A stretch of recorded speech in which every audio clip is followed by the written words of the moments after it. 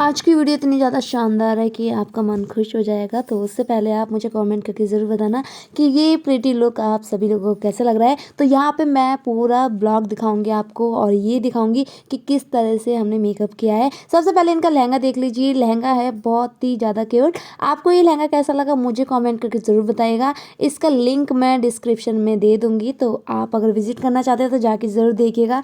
तो बहुत ही easy rate है इसके, बहुत चीप प्राइस हैं जो कि बहुत सस्ते में है। तो अगर आप चाहते हो इस टाइप का लहंगा तो मैं लिंक डिस्क्रिप्शन में दे दूँगी, तो वहाँ पे जाके ज़रूर एक बार विज़िट कीजिएगा। मुझे तो ये लहंगा बहुत ज़्यादा पसंद आया और आप लोगों को कैसा लगा ये भी बताना। तो चलिए स्टार्ट करते हैं। Welcome to my YouTube channel पाला ऑफ द वर्ल्ड। और यहाँ मैं अब करने वाली हूँ अपनी भाभी जी का मेकअप। तो मैं इनकी स्किन के बारे में बताती हूँ। इनकी जो स्किन है वो एकदम नॉर्मल है, ऑयली भी नहीं है और बहुत ज़्यादा ड्राई भी नहीं है। तो अक्सर हम क्या करते हैं कि नॉर्मल मेकअप में हम प्राइमर का यूज़ करते हैं, बट मैं यहाँ पे प्राइमर नहीं करूँगी। सबसे पहले हमने यहाँ पे प्रो कंसीलर लिया है। प्रो कंसीलर में क्या है, इसमें ऑलरेडी प्राइमर मिक्स होता है, तो हमें प्राइमर को अलग से अप्लाई करने की ज़रूरत नहीं होती है। जब भी मैं मेकअप करती हूँ तो सबसे पहले आई मेकअप करना होता है। यही आपका एक क्लीन तरीके से मेकअप करने का तरीका होता है। बट मेरे को यहाँ पे मैं फॉरगेट हो गया था दिमाग से कि मेरे को सबसे पहले आई मेकअप करना है, इसलिए मैंने फोरहेड पे भी जो कंसीलर है वो अप्लाई कर दिया था। बट यहाँ पे फिर मैंने क्या करा, फोरहेड से कंसीलर को रिमूव करके ये आई पर मेकअप किया। तो कंसीलर को मैं आई पे बेस बनाऊंगी, एक बेस तैयार करेंगे हम। काफ़ी सारे लोग यहाँ पे फाउंडेशन लगाते हैं। अगर आप फाउंडेशन लगाते हो तो थोड़ा सा अलर्ट रहिए, क्योंकि फाउंडेशन से क्या होता है, थोड़ा सा ऐसे जिग जैग जैसे निशान बन जाते हैं जो कि बहुत ज़्यादा ऑकवर्ड लगते हैं। अगर उसके ऊपर अगर आप आई शेड वगैरह यूज़ करते हो तो वो आई शेड बहुत ही ज़्यादा ऑकवर्ड सा नज़र आएगा, बहुत गंदा सा लगेगा। तो इसलिए आप इस चीज़ को अवॉइड कीजिएगा, फाउंडेशन का यूज़ बिल्कुल मत कीजिएगा। अगर आप लगा रहे हो तो हल्का सा आपको यहाँ पे कंसीलर का यूज़ कर लेना चाहिए। मैंने यहाँ पे इनकी स्किन टोन 2 नंबर का कंसीलर लिया था। आपको सिर्फ इतना सा ध्यान रखना है कि जब भी आप कंसीलर लेते हो तो अपनी स्किन टोन से 1 नंबर लाइट लेना चाहिए कंसीलर, जिससे कि आपका जो चेहरा है वो ब्राइट नज़र आए, खूबसूरत नज़र आए। क्योंकि मान लीजिए अगर आपकी स्किन सांवली है और आप अगर 3 नंबर ले रहे हो तो 3 नंबर थोड़ा डार्क हो जाएगा, फिर आपकी स्किन ब्लैक ब्लैक नज़र आएगी। तो यहाँ पे बहुत ज़्यादा ज़रूरी होता है कि किस तरह से आपको अपने मेकअप प्रोडक्ट का चुनाव करना है। मेकअप प्रोडक्ट अगर आपको अच्छे सेलेक्ट करने आते हैं तो डेफिनेटली आपका मेकअप बहुत प्रिटी लगेगा। यहाँ पे मैंने इनको ये लेंस लगाए थे, बट इनको अच्छे से सूट नहीं हो रहा था। ये फर्स्ट टाइम अप्लाई करवा रही थी, तो मुझे लगा यार ये पूरा टाइम डिस्टर्ब रहेंगी, दिक्कत देते रहेंगे, तो इनके जो लेंस है वो मैंने रिमूव कर दिए थे। बट लिटरली यार आई एम टेलिंग यू, ये बहुत ज़्यादा खूबसूरत लग रही थी, इनकी आईज इतनी प्रिटी लग रही थी। बट यार मुझे बहुत ज़्यादा अफसोस हुआ था जब मैं इसको रिमूव कर रही थी। लेकिन काफ़ी बार ऐसा होता है कि क्लाइंट को ये सारी चीज़ें पसंद नहीं आती हैं, वो लगाना चाहते हैं लेंसेज वगैरह, काफ़ी लोग पसंद करते हैं, लेकिन होता क्या है कि आँखों में प्रॉब्लम होने की वजह से वो लेंस वगैरह नहीं लगा सकते। तो मुझे बहुत ज़्यादा दुख हुआ यार, मैंने इनको पहले दिन ही रुला दिया, लेकिन मेरा इंटेंशन ऐसा कुछ नहीं था, तो इसीलिए मैंने इनके लेंसेज वगैरह रिमूव कर दिए। इसके बाद मैंने यहाँ पे कंसीलर का यूज़ किया। आपने स्टिक कंसीलर देखा होगा। अगर आप चाहते हो कि कौन सा कंसीलर बेस्ट है तो मैक का ले सकते हो, एडियस का ले सकते हो, और भी आपको ब्रांडेड मिल जाएंगे। लेकिन ये वाले जो कंसीलर है ये आपके रेंज में होंगे और इनके जो प्राइस हैं वो ज़्यादा नहीं बैठेंगे। जो मेरे पास ये कंसीलर है ये बहुत छोटा इसका साइज़ है, ये मिनी कंसीलर है और ये आपको पड़ेगा 300 समथिंग में। तो यहाँ पे अब मैंने इनकी आईज बेस बना रही हूँ मैं। तो बेस बनाते समय मुझे सिर्फ इतना सा ध्यान रखना है कि जब आप कंसीलर अप्लाई करते हो तो आप उसको ब्लेंड अच्छे से करो। अगर आपने ब्लेंडिंग अच्छे से करी है तो डेफिनेटली आपका जो मेकअप है वो कहीं से भी फटा फटा सा नहीं लगेगा और बहुत ही ज़्यादा खूबसूरत नज़र आएगा। तो इसलिए ब्लेंडिंग करना बहुत ज़्यादा ज़रूरी होता है। ब्लेंड करना अगर आपको अच्छे से आता है तो अगर आप लाइट मेकअप करो या फिर हैवी मेकअप करो तो किसी में भी कोई दिक्कत नज़र नहीं आएगा। यहाँ पे मैंने ये फिटमी का फेस पाउडर लिया है। तो अक्सर हम क्या करते हैं, स्पॉन्ज वगैरह से हम यहाँ पे ये पाउडर को अप्लाई करते हैं, बट जब आप मेकअप ब्रश से फेस पाउडर को अप्लाई करते हो तो आप देखोगे एक फिनिशिंग वाला टच नज़र आता है। ये मेरा खुद का एक्सपीरियंस है कि जब भी आप इस तरह से मेकअप करोगे तो आप खुद देखोगे कि वहाँ पे कहीं भी जिग जैग या अजीब से जो इकट्ठा हो जाता है ना, वहाँ पे एक कॉटेज बन जाती है, उस टाइप की कॉटेज नहीं बनेगी। तो यहाँ पे अभी देखोगे एकदम नेचुरल चल रहा है मेकअप, हम यहाँ पे नेचुरल मेकअप करेंगे। तो अब हम नेचुरल मेकअप करने के बाद देखो हमारी जो ये आईब्रोज होती है ना, तो यहाँ पे हमें एक बहुत प्रिटी सा लुक देना होता है, आपको कुछ ऐसे लाइट कलर चूज़ करने होते हैं जिससे कि आईब्रोज़ का जो लुक है वो बहुत ही ज़्यादा शानदार और अट्रैक्टिव नज़र आए। तो यहाँ पे मैं ब्रश की मदद से कर रही हूँ। वैसे मैं ज़्यादातर तो क्या करती हूँ, फिंगर की मदद से ही ये अप्लाई करती हूँ, क्योंकि मेरा खुद का एक्सपीरियंस ऐसा रहता है कि फिंगर से अप्लाई करने से ज़्यादा अच्छा लुक आता है और कुछ अट्रैक्टिव सा, कुछ यूनिक सा लुक लगता है। बट मेरे को ब्रश से इतनी अच्छी सी क्लियरिटी नज़र नहीं आती है और गलती से मेरी फिंगर से ये इनके आईब्रो के ऊपर ये हल्का सा ब्लश लग गया है, तो उसे मैंने क्लीन कर दिया है। आपको जब भी आप मेकअप करते हो तो आप अपने पास टिश्यू या कोई वेस्ट कपड़ा रखिए जिससे कि आपके हाथ गंदे ना हो या फिर ब्राइड के फेस पे कोई भी ऐसा प्रोडक्ट ना लगे जो कि बाद में दिक्कत दे या फिर छूटने में परेशानी हो। तो इसीलिए आप जब भी मेकअप करो तो अपने फिंगर को क्लीन करके रखो। तो यहाँ पे मैंने ब्रश का यूज़ कर रही हूँ। ब्रश के यूज़ से क्या करा है, मैंने यहाँ पे गोल्डन कलर ले लिया है, गोल्डन आई शेड ले लिया है। वैसे मैं आपको बता दूँ कि जो हमारा हाइलाइटर होता है उसी का यूज़ किया है मैंने, क्योंकि मैं आई शेड का यूज़ बहुत कम करती हूँ। और जब भी आप हाइलाइटर से आप आई शेड का लुक बनाते हो तो लिटरली इतना ज़्यादा खूबसूरत नज़र आता है ना कि उसमें जो आई शेड हमारी पैलेट किट होती है वो सारे ऐसी बेकार नज़र आने लगती है। तो इसीलिए मैंने यहाँ पे क्या करा, हमने यहाँ पे हाइलाइटर ले लिया है। तो हाइलाइटर से मैं यहाँ पे मेकअप करने के बाद हल्का हल्का सा यहाँ पे आई शेड लगाने के बाद इसके बाद मैं पूरा शेड दूंगी। और इनकी आईज़ भी देखिए कितनी ज़्यादा प्रिटी है। अब मैंने यहाँ पे ये पैलेट किट ले ली है, आई शेड किट ले ली है जिसमें लाइट कलर हैं। और डार्क करना चाहो, अगर आपको डार्क करने आते हैं तो बहुत अच्छी बात है, अगर नहीं आते तो उसके लिए आपको मेरी फुल वीडियो को वॉच करना पड़ेगा। यहाँ पे मैंने हल्का सा मैरून कलर लिया है जो कि इनके लहंगे से थोड़ा सा मैच कर रहा है। जब भी आप आई शेड अप्लाई करते हो तो आपको सिर्फ इतना सा ध्यान रखना है कि आपका जो आई शेड है वो बहुत ज़्यादा एक ही बार में हाईलाइट नहीं होना चाहिए, हाईलाइट सेंस बहुत ज़्यादा डार्क नहीं होना चाहिए, क्योंकि इसके ऊपर हमें 2-3 कलर और देने होते हैं। क्योंकि डिफरेंट लुक देने के लिए ये वाले जो कलर हैं जो एक ही रेड, सिंगल रेड में, तो ये बहुत टाइम पहले चलते थे। बट आजकल क्या हो रहा है कि आजकल इसमें गोल्डन शेड या फिर आपके लहंगे में अगर पिंक शेड आ रहा है तो वो कलर भी डाल दिया जाता है। अब यहाँ पे मैंने क्या करा है, यहाँ पे अपना ब्लेंडर लिया और इनके फेस पे जो आई शेड गिर गया था उसे रिमूव कर दिया। यहाँ पे मैंने मालियो का बेस लिया है। अब जब भी मेकअप करो तो आपको ये बेस लेना बिल्कुल भी नहीं भूलना। ये बेस एक ऐसा बेस है जो कि हमारे मेकअप में जान डाल देता है। तो आप जो पूछते हो ना कि चेहरे पे ग्लो कैसे आता है, वो ग्लो इस बेस से ही आता है। तो ये बेस आपको थोड़ा सा एक्सपेंसिव पड़ेगा, लेकिन लिटरली ये बेस करने के बाद हर कोई यही बोलेगा कि भाई आपने मेकअप कहाँ से कराया। तो इसलिए अगर आप भी चाहते हो ये बेस लेना तो मुझे कमेंट कीजिएगा, मैं लिंक डिस्क्रिप्शन में दे दूंगी, तो जाके सर्च कीजिएगा और विजिट करने के बाद मुझे इसका रिजल्ट बताइएगा। तो मैंने यहाँ पे इनके फेस पे जो भी डस्टिंग हुई थी वो सारी रिमूव कर दी और ये बेस अप्लाई किया, क्योंकि इस बेस को ऑब्जर्व होने में थोड़ा सा टाइम लगता है। स्पीड को मैं थोड़ा सा बढ़ा देती हूँ क्योंकि आप लोग देखते देखते बोर ना हो इसलिए। बाकी आपको मैं यही बोलूँगी कि जब भी आप ब्लेंडिंग का यूज़ करते हो तो ब्लेंड का इस्तेमाल बहुत अच्छे से कीजिए। थोड़ा सा टाइम लगता है ब्राइडल मेकअप में और नॉर्मल मेकअप में भी टाइम लगता है, बट ब्राइडल में कुछ ज़्यादा टाइम लगता है क्योंकि इसमें प्रोडक्ट बहुत सारे यूज़ किए जाते हैं। और मैं यहाँ पे आपको दिखा रही हूँ कि कम से कम प्रोडक्ट में आप कैसे अच्छा मेकअप पा सकते हो। मैंने यहाँ पे इनकी स्किन टोन से हल्का सा लाइट फेस पाउडर लिया है जिसे हम कॉम्पैक्ट भी कहते हैं। तो आपने एक बार नोटिस की होगी मैंने यहाँ पे स्पॉन्ज का यूज़ नहीं किया है, यहाँ पे मैं मेकअप ब्रश का यूज़ कर रही हूँ जिससे कि फेस पाउडर अप्लाई कर रही हूँ। और अब आप वन साइड देखिए कितना ज़्यादा अच्छा लुक आ रहा है और इनका जो कॉम्प्लेक्शन है वो भी वाइट नज़र आ रहा है। ऑलरेडी वाइट है बट उसके बाद हमें क्या करना है, थोड़ा सा लाइट कलर और देना है क्योंकि इनका जो ड्रेस है वो थोड़ी हैवी है। तो हैवी के अकॉर्डिंग हमें मेकअप इस टाइप का करना है कि इनका जो मेकअप है वो लाइट नज़र नहीं आए या फिर ब्लैक नज़र ना आए।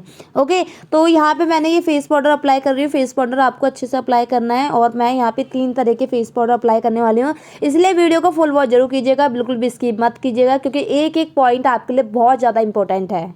एक बात का हमेशा ध्यान रखिए, जब भी आप बेस बनाते हो या मेकअप करते हो तो आप अपनी नेक को बिल्कुल मत भूलिए। नेक को मैं बाद में कवर कर देती हूँ। और मैंने यहाँ पे हाइलाइटर लिया है, फेस हाइलाइटर पूरे फेस पे करने के बाद अब मैंने यहाँ पे क्या करा, ब्लश मैं अलग से ब्लश नहीं लेती हूँ। यहाँ पे मैंने पिंक ब्लश लिया है जो कि इनकी आई शेड किट में से ही लिया है। अगर आपको ये जो चिक बॉन है ये हाईलाइट ज़्यादा अच्छे लगते हैं तो आप चाहो तो इनको डार्क ज़्यादा कर सकते हो, बट मुझे नहीं लगते ज़्यादा अच्छे, तो इसीलिए मैंने मैंने यहाँ पे लाइट किया है और यहाँ पे अब मैं कर रही हूँ आईब्रो को सेट। तो यहाँ पे आईब्रो को सेट मैं काजल से कर रही हूँ। आपको सिर्फ हल्का हल्का सा काजल यूज़ करना है, जिससे कि आईब्रो में एक यूनिक शेड आ जाए और एक अट्रैक्टिव लुक लगे। तो यहाँ पे अभी तक आपने देखा होगा कि मैं जो मेकअप कर रही हूँ बहुत सिंपल मेकअप कर रही हूँ, और यहाँ पे सिंपल के साथ साथ आपको पार्टी वियर ब्राइडल मेकअप नज़र आ जाएगा, क्योंकि आजकल जो मेकअप चल रहे हैं वो एकदम नेचुरल मेकअप चल रहे हैं। और मैं भी आपको यही सजेस्ट करूँगी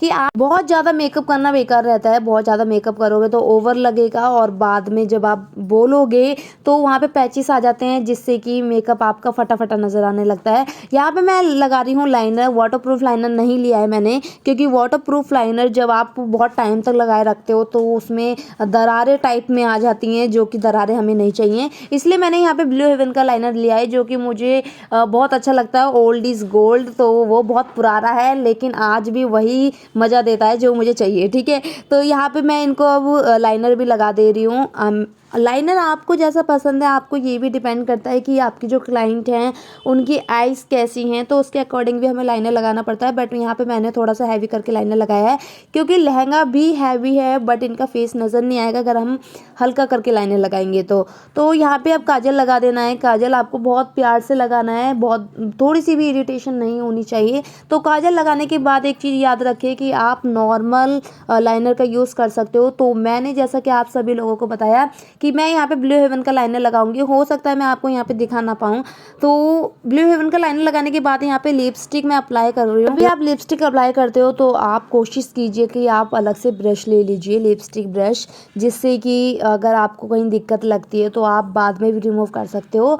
और अगर आप फ्रेशर हो तो मैं आपको सजेस्ट यही करूँगी कि आप आउटलाइन का यूज़ कीजिए सबसे पहले, उसके बाद डायरेक्ट लिपस्टिक अप्लाई कीजिए। क्योंकि आप सिर्फ जो मैट लिपस्टिक होती है उसको अप्लाई करते हो तो हो सकता है आपको बाद में दिक्कत हो, क्योंकि अप डाउन कभी कभी हो जाता है, हमारे साथ भी हो जाता है। क्योंकि यार ये बेशक हमारा डेली का काम है लेकिन फिर भी कभी कभी होता ही है, और क्योंकि हम ह्यूमन है, नॉर्मल सी बात है। तो अब यहाँ पे मैं बिंदी लगा के देख रही हूँ। ये बिंदी बहुत ज़्यादा बड़ी लग रही थी तो मुझे बिल्कुल नहीं अच्छी लग रही थी, तो इसीलिए मैंने यहाँ पे लिपस्टिक से इनकी छोटी सी बिंदी बना दी, जो कि बहुत प्यारा लुक दे देता है। तो यहाँ पे मैंने ये आईलैशेस ले ली हैं। अगर आपको आईलैशेस की नॉलेज नहीं है कि आईलैशेस हमें कैसी लेनी चाहिए, उससे पहले यहाँ पे मैं काजल लगा देती हूँ। काजल मैं भूल गई थी क्योंकि लाइनर लगाना भूल गई थी, तो इसलिए मैंने यहाँ पे पूरा करने के बाद यहाँ पे आईलैशेस लगाई हैं। आईलैशेस हमारी कई टाइप की आती हैं, एक आती है फेक आईलैशेस, एक आती है ओरिजिनल आईलैशेस। तो मैं सजेस्ट करती हूँ ओरिजिनल आईलैशेस का यूज़ करोगे तो ज़्यादा अच्छा लगेगा, क्योंकि फेक आईलैशेस आसानी से दिखती भी हैं और आसानी से रिमूव भी हो जाती हैं। बट जब आप ओरिजिनल आईलैशेस लगाते हो तो लगाने के बाद आपको बेफिक्र हो जाते हो कि ये रिमूव होगी या नहीं होगी। तो जब तक आप नहीं चाहोगे तब तक आपके आईलैशेस कहीं नहीं जाने वाले। इसके बाद हमारा मेकअप होने के बाद हम यहाँ पे लग गए हैं हेयर स्टाइल बनाने में। तो शादी वाला घर है और नीचे से आवाज़ें आ रही हैं कि भाई जल्दी जल्दी रेडी करो, तो इसलिए जल्दी जल्दी रेडी में मैं यहाँ पे सारा कुछ ये जो भी हमारा बैकग्राउंड आ रहा है आप सभी लोग देख सकते हो। तो सबसे पहले हमें टीका सेट करना होता है। जब आप टीके में थ्रेड बांध लेते हो तो आप बेफिक्र हो जाते हो कि आपका टीका कहीं गिरने वाला है, क्योंकि बहुत ज़्यादा डर रहता है गिरने का। तो आपको यहाँ पे क्या करना है, जस्ट सेंटर से आपको सेक्शन डिवाइड करने हैं। सेक्शन डिवाइड करने के बाद आपको फिर से इस टाइप से सेक्शन डिवाइड करने हैं और यूज़ करना है टेल कॉम। जब आप टेल कॉम लेते हो तो आपका जो लाइनिंग होती है, हेयर स्टाइल होता है, बहुत ही तरीके से बनता है और उसमें एक फिनिशिंग नज़र आती है। तो मैं यहाँ पे हल्का हल्का बैक कॉम कर दे रही हूँ। बैक कॉम से क्या होगा कि आपका जो पफ है उसमें अच्छी फिनिशिंग नज़र आएगी, और साथ ही आपका जो ये मांग टीका है ना, ये टिक जाएगा। आप बेफिक्र हो जाओगे कि ये कहीं जाने वाला है। तो ये एक अच्छा तरीका। और मैंने यहाँ पे बॉब पिन का भी यूज़ किया है, और साथ ही यहाँ पे एक अच्छा तरीका ये रहता है कि क्रॉस करके पफ बनाए। क्रॉस करके पफ बनाने का एक बेनिफिट ये होता है कि आपका जो ये मांग टीका है वो कहीं नहीं जाने वाला, और इस तरह से आपको एक फिनिशिंग भी नज़र आएगी। आप बस यहाँ पे ध्यान दीजिएगा कि मैं किस तरह से हेयर स्टाइल कर रही हूँ, बॉब पिन का यूज़ कर रही हूँ। तो आपके जो दुपट्टे हैं वो हैवी होते हैं, तो उसके अकॉर्डिंग अगर आप स्टफिंग लगा लो तो ज़्यादा अच्छा है। बट मेरे पास इतना टाइम नहीं था कि मैं स्टफिंग वगैरह का यूज़ कर सकूँ, इसलिए यहाँ पे हमने क्या करा है कि साइड से मैंने फिर यहाँ से दोनों साइड से ट्विस्ट वाले हेयर स्टाइल बनाया है। ट्विस्ट वाला हेयर स्टाइल क्या होता है, दिखने में भी अच्छा लगता है और बहुत अच्छे से लुक आता है। बहुत सिंपल भी हेयर स्टाइल है, तो आपको एक दो बार प्रैक्टिस करने पे इस हेयर स्टाइल में फिनिशिंग नज़र आ जाएगी। अब मैं यहाँ पे क्या क्या बताऊँगी आपको, साइड से दोनों साइड से ऐसे करने के बाद अब जो हमने पौनी बनाई थी पीछे की साइड, उसमें हमें अपना ये जो डोनेट है, गोल वाला डोनेट है, हैवी वाला है, ये आपको लगाना है और इसको अच्छे से पेस्ट कर देना है। पेस्ट किस तरह से करना है, जूड़ा पिन की मदद से यहाँ पे आपको इसको अच्छे से टक कर देना है। इसके बाद मैं किस तरह से लेयर ले रही हूँ, किस तरह से बॉब पिन का यूज़ कर रही हूँ, वो देख लीजिए आप।